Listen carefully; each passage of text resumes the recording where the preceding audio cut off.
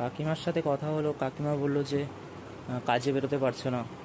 না, আমার তো একটু রোদে কোদে না এখন প্রচণ্ড, আর আমার পিঠে ব্যথা, ঘরে ব্যথা, স্পন্ডিলাইটিসের মতন হয়ে গেছে তো, মানে পুরো এখান থেকে এতটা ঘাড়ের পিঠে তো একটা ব্যাগ নিতে হবে, সেই ব্যাগটা নেওয়াটা লোড হয়ে যাচ্ছে, 1 কেজি মালও তুলতে পারছে না, বুঝেছো? আচ্ছা, কোথায় কোথায় অসুবিধা হচ্ছে? পিঠের এখান থেকে এখানে এখানে পুরো এই দাঁত মাড়ি সব, এই পিঠের এখান থেকে পুরো গলা, এগুলোতে। কতদিন অসুবিধা? অনেক দূর হয়ে গেছে, প্রায় 1 বছর 1.5 বছর হয়ে গেছে। 1-1.5 বছর? আমি তো প্রথমত ভাবতাম ঠিক হয়ে যায়, ও দেখি আমার ঠিকই হচ্ছে না। ঘাড় ঘোরাতে কোনো অসুবিধা হয়? প্রচন্ড ব্যথা, মানে মাথা ইয়ে বলছেন, এইরকম করলে এইগুলোতে লাগে, এইগুলোতে এগুলোতে। কাকু এখন তো কাজে বেরোচ্ছে না, তাহলে সংসারটা কিভাবে চলছে? সংসার বলতে গেলে আমার ওই ভাতাটা আপাতত আছে। আগের দিন আপনারা বলছিলেন যে বোন কটা মাস্টারের কাছে পড়ে? 3টে মাস্টারের কাছে পড়ে। কত টাকা মতো লাগে খরচ? 1,500 মতো। আচ্ছা, আমি 3টে মাস্টার 500 টাকা করে। আচ্ছা, আমি একটা মাস্টার দেখেছিলাম, আমি সমস্ত কিছু বলেছি তাকে আপনাদের অবস্থা কিরকম, তো সে 500 টাকায় সমস্ত সাবজেক্ট পড়াতে রাজি হয়েছে। ঠিক আছে, এবার আপনারা যদি চান তাহলে তার কাছে দিতে পারেন। কি বলো তো বাবা, ওকে একা ছাড়ি না তো। দেখো বাবা, সত্যি কথা বলতে মেয়ে তো, আর আমরা চোখে দেখি না তো, দূরে দূরে হলে ওকে তাহলে একা যেতে হয় না। দূরে বলতে জানাপুর স্কুলের পাশেই। কিন্তু কি বাবা, দেখো ঝড় বৃষ্টি বাদল সময় অসময় ওকে তাহলে একাকে যেতে হবে। আমরা কিন্তু ওকে করতে পারবো না, পাহারা দেবো কি করে বলো?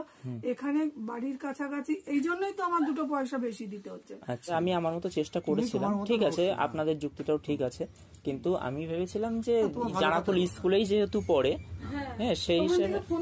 ব্যাপারে কি বলতো, 4:20 সাড়ে 4টা পর্যন্ত শেষ হলে ক্লাস তো শেষ হয়, 5টার পরে শুরু হলো। আচ্ছা, যদি সকালবেলা হয় তাহলে কি সম্ভব? সকালবেলা হবে, এখানে গাড়ি চলে না, অটোই চলে না। আমি যেটা বলছি যে সকাল 7টা সাড়ে 7টার সময়ও বেরালো, বেরিয়ে একেবারে টিউশনি পড়ে একেবারে স্কুল করে বাড়ি চলে আসলো। না না না, এখানে গাড়ি তো চলে আমরা 9টার আগে চলে। তো এবার যদি আর কোনো হেল্পের প্রয়োজন হয়, ঠিক আছে, তাহলে আমি আবার চেষ্টা করব। না না না, ঠিক আছে, তুমি বললে, সমস্যা হলে বলবো। দেখলাম এর ভিতরে কিছু সবজি বাজার আছে, আর অল্প একটু মাছ আছে। আপনি আগের দিন বলছিলেন না যে অনেকদিন মাছ খান না, তো ওই জন্যই বাজার থেকে একটু মাছ নিয়ে আসলাম।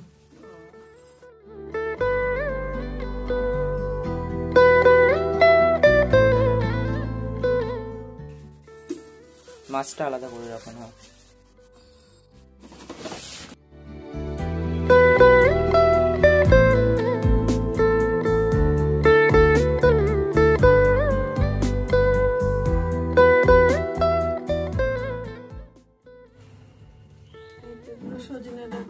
আচ্ছা,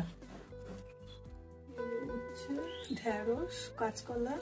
কাঁচকলা, আচ্ছা, কাঁচকলা আছে, এই তো কাঁচা কলা। হ্যাঁ, আর বেগুন আছে। হ্যাঁ, ঠিক আছে।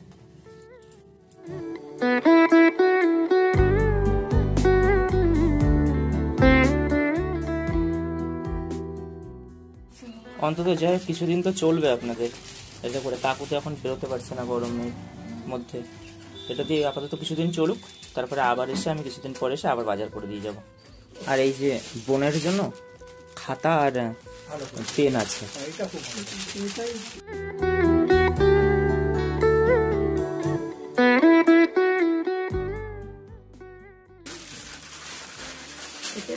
হ্যাঁ, ওটা পেন আর খাতা আছে এর ভিতরে।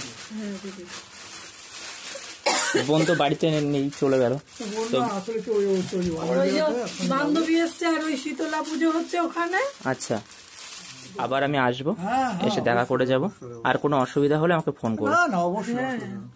তুমি যে ভেবে করেছো এই যথেষ্ট বাবা, সাবধানে এইটুকুই থাকো, বড় হও আরো।